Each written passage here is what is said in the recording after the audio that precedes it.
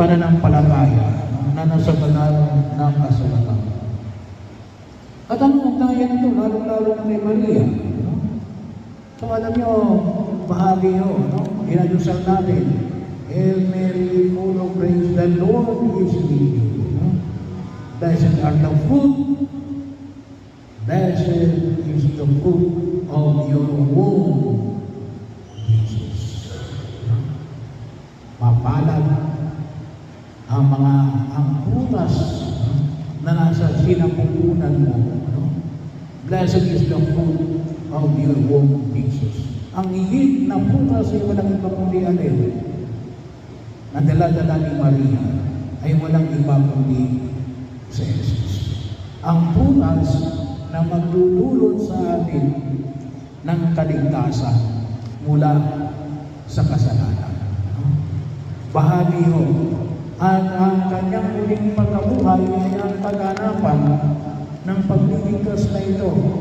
Si Maria, na sa pamamagitan niya inihandog, siya ang naghandog ng prutas na ito para magdulot sa atin ng kaligtasan.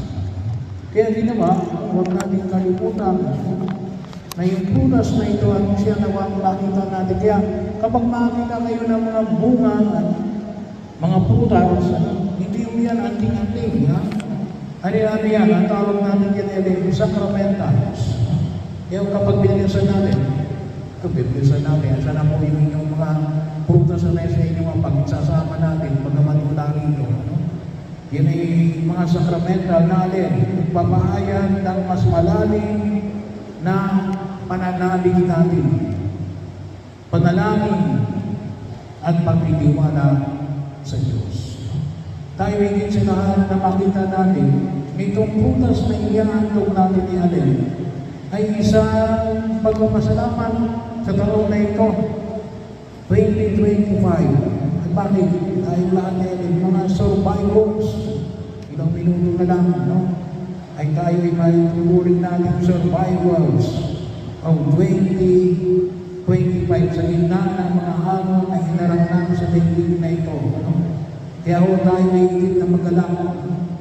Tayo mga survivor. Pero para din sa nakita rin natin ang bawat prutas na ito ay alin. Huwag natin kalimutan sa gitna ng ating pagpapasalamat din yung alin. Yung pagtitiwala. Pagtitiwala sa Diyos. Sa Diyos na hindi nagpapabaya. Kasi hindi natin alam kung anong mangyayari sa darating na ito 2026. So bahagi ho, mga hamon. Kanina, nung kami pumunta sa Galala, nasiraan yung sasakyan, na yung Innova. So, hindi natin alam. Pero alin, magkikiwala tayo na alin, na hindi tayo pababayaan ng Diyos. So, bahagi nilo na kung saan ay makita ko natin, sapagkat maliwanag na alin, hindi tayo pinabayaan ang taon na ito, 2025.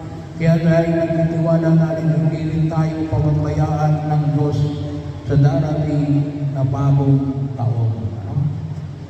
So, bahagi ho. Kaya, bakit? Sapagkat yung prutas na pinagpala ng Diyos ay walang iba kundi ang ating Panginoon sa Kristo na patuloy nagbibigay ng pagpapala sa atin. Kaya nga kung makapansin ko natin sa unang pagbasa, narinig ko natin sa unang pagbasa yung alin. Anong sabi ng Diyos kay Abraham, kay Moises? Anong sabi ng Diyos kay Moises? Ganito, sabihin mo kay Aaron at sa kanyang mga anak. Sabihin, sa lipi ng Levita, sa lipi ng mga pari na alin, palaging babasbasan ang kanyang bayang Israel. Tayo, ang mga bagong bayan ng Israel. Binabasbasan mo tayo ng Diyos. Kaya nga siguro, kahit na tayo sa una, sa pagdiriwang natin, sisimula pa lang tayo, binabasbasan ko lang kayo ng tubig. Wala pa kayong ginagawa. So, yung sabihin, una, higit sa lahat, ang Diyos ay nagnanais sa tayo pagpalain.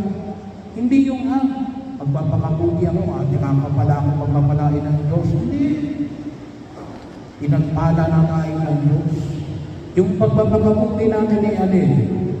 Utang na loob na lamang. No? Hindi ka lang babasbasan ng Diyos dahil kayo mabuti. Binabasbasan ka ng Diyos, bakit? Ang Diyos ay mapagpala. No? At naisin natin, tayo ay pagkalit. At kinakailangan pagtibayin natin ang tiwala na yan. Na alin? Hindi ako pababayaan ng Diyos. No? Kung bakit nasisira ang buhay ko, hindi sa paggawa ng Diyos. Siguro gawa ko. No? Kaya nasisira ang buhay ko. Pero hindi gawa ng Diyos. Sinasabi ko sa inyo. Kaya ito na rin yung andalin natin para sa bagong taon na ito. Isang pagpapasalamat sa nakalipas na taon at pag-asa, no? Na nawa ang panalangin natin ay tunay na magbigay sa atin ng karangyaan, kaayusan, maayos na pangangatawan, mailayo tayo sa lahat ng uri ng sakit at karamdaman, no? Kapayapaan. At nawa ay tumulong sa atin na alin, yung buhay komunidad, no? Yung pagbabahagi natin sa bawat isa, magtulungan tayo, no? Magbahagi yun ang kung saan ay makita natin. Ano niya, tawag daw natin sa ating mga Pilipino yun ay yung ating sama-sama bayanihan system, no? Bayanihan system. Yun ang palakasin natin. Kasi, bakit? Kasi umaapaw yung pagmamahal natin sa bawat isa dahil ramdam din natin ang walang hanggang pag-ibig ng ating Diyos. Kaya nga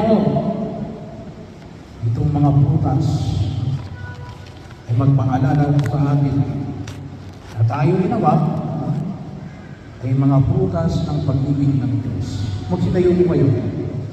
At hayaan nyo magdasal tayo. Babasbasan ko ang mga prutas na ito kasama ng mga prutas na nasa inyong mga tahanan, isama ninyo at naway maging gabay natin sa ating paginilay para sa taon na ito, no? Na nawa bilang tanda ng ating pagpapasalamat at walang hanggang pagtitiwala sa Diyos na hindi nagpapabaya. Panginoong Diyos, Ikaw ang buhal ng buhay at pinagmumulan ng lahat ng mabuti. Nagpapasalamat kami sa iyo sa mga prutas ng lupa, bunga ng iyong paglikha at ng paggawa ng tao. Inialay namin sa iyo ang mga prutas na ito bilang pasasalamat sa mga biyayang aming tinanggap at bilang tanda ng aming pagtitiwala sa mga pagpapalang darating sa bagong taon. Pagpalain mo ang mga prutas na ito, Panginoon, upang maging tanda ng iyong kabutihan, ipaalala ng iyong tapat na pagkalinga, at paanyaya na ibahagi ang iyong biyaya sa mga nangangailangan. Sa pamagitan ng panalangin ni Maria, Ina ng Diyos, na nagluwalan sa pinagpalang bunga ng kanyang sinapupunan si Jesus, tunay ang aming buhay ay mamungari ng pagmamahal at kapayapaan, kabutihan at pagkawang-gawang, pananampalataya at pag-asa.